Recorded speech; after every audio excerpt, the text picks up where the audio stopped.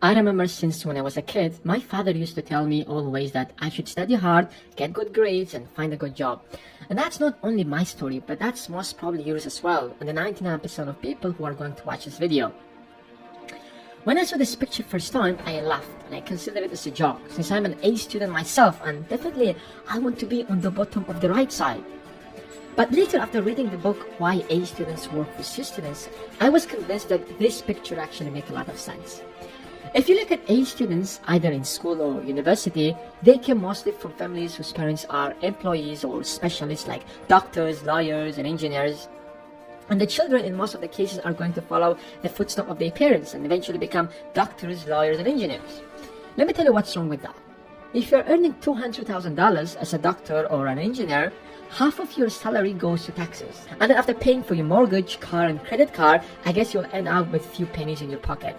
You must be out of your mind if you think that you're rich. And that's the problem with the employees or self-employed, because they are paying most of the taxes, especially self-employed. Up to 60% of their salary goes to taxes.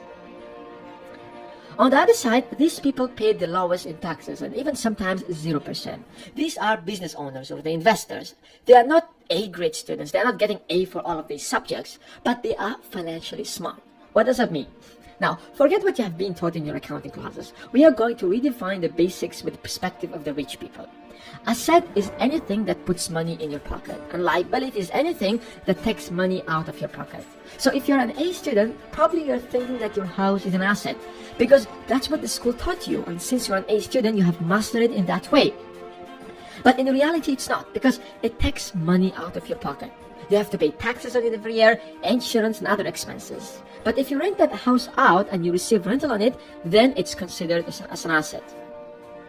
So the rich do one thing. They keep increasing their assets, such as businesses, real estate, stocks, commodities, and so on.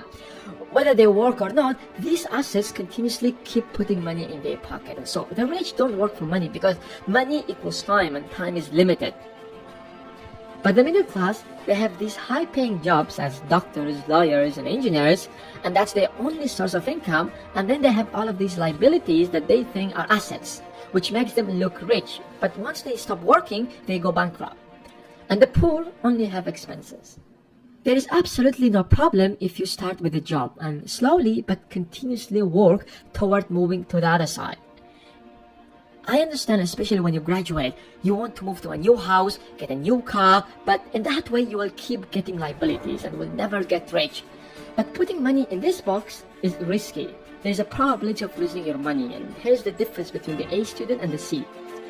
The A students are not used to fail. For them, if they're going to get B+, that's kind of the end of the world. That's why they have no idea how to deal with failure. And because 9 out of 10 businesses fail, they are afraid to give it a shot. That's why they will keep acquiring liabilities by getting a safe and a secure job in a company that's built by a C student who failed many times before building this successful business. And that's how A students work for C students.